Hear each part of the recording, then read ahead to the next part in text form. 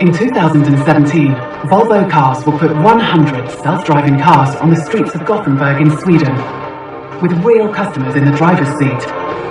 The unique Drive Me project is a part of Volvo Cars' journey towards a crash-free future. Volvo has now designed a complete system solution. Multiple radars, cameras, a laser, and ultrasonic sensors monitor the complete 360 view of the surroundings. A network of computers processes the information. High-performance GPS and a cloud-based 3D digital map, continuously updated with real-time changes in the traffic environment. If anything fails, there is a backup solution, just like in an aeroplane. This includes vital components such as computers, sensors, steering, and brakes. On the road, the car is able to handle even the most complicated scenarios. The technology is so reliable that the driver can focus on something else without having to pay attention to the traffic.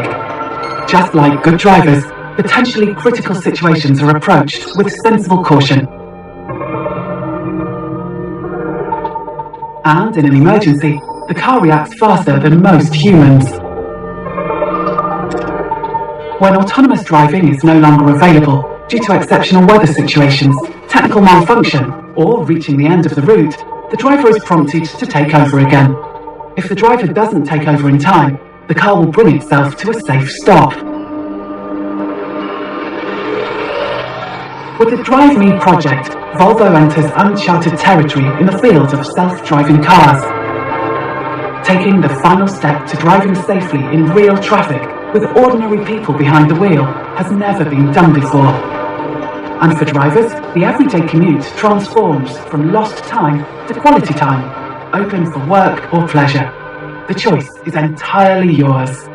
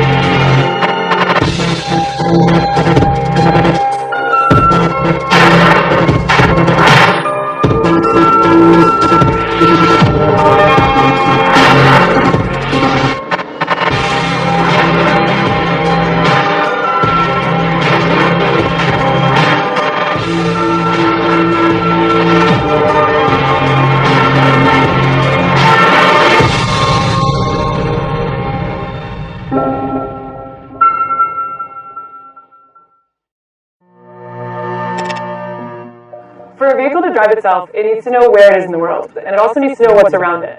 Based on these factors, it needs to be able to make smart and safe driving decisions in the real world. And once you get in the car, you start to get a real feel for the way the technology works and what it's like in real driving situations. So there are a few things that have to happen before the car can safely drive itself. First, it has to figure out its location in the world. So we use GPS, but GPS isn't always that accurate, which is why we rely on our other sensors like the laser, which picks up on details in the environment that help us identify a more precise location. So think of the sensors as the car's eyes and ears, but with eyes that can see far off into the distance and 360 degrees around the car.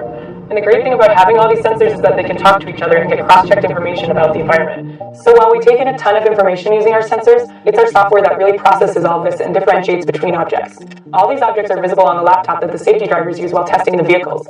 Based on what the vehicle senses and processes, these objects will be represented by different colored boxes. Cyclists will be red, pedestrians yellow, and the vehicles will appear as either green or pink. These boxes demonstrate the processing that takes place within the software.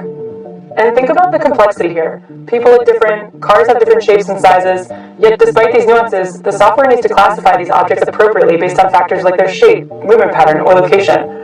For example, if there's a cyclist in a bike lane, the vehicle understands that this is a cyclist, not another object like a car or a pedestrian, so the cyclist appears as a red box on the safety driver's laptop, and the software can also detect the cyclist's hand signal and yield to them appropriately.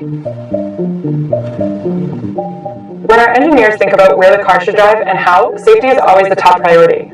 So the vehicle takes into account many things like how close it is to other objects or matching speed with traffic or anticipating other cars cutting in.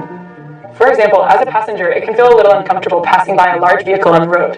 Our engineers have taught the software to detect the large vehicles, and the laptop shows them as larger boxes on the screen. As our vehicle passes by a large truck, it will actually keep to the farther side of the lane and give ourselves a little bit more space. We've also taught the vehicle to recognize and navigate through construction zones. The vehicle sensors can spot the orange signs and cones early to alert the car of any lane blockage ahead, and then we can change lanes safely. Another thing that's really important is for the vehicle to drive in a naturalistic way, because when it's natural and the car abides by social norms on the road, it's also safer. For example, at four-way stops, people typically rely on eye contact to communicate whose turn it is, and in our case, the vehicle inches forward into the intersection to indicate its intent. So my role as a safety driver is first and foremost to keep the car, myself, and everyone around me safe. And in addition to keeping the car safe, I also provide detailed feedback to developers and let them know if the car does anything that maybe I wouldn't have done personally. Maybe the car wasn't assertive enough in a lane change or wasn't fast enough at a green light. We provide the detailed feedback so they can fine-tune the whole driving experience.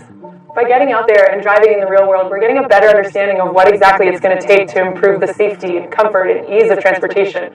And that's really what our project's all about.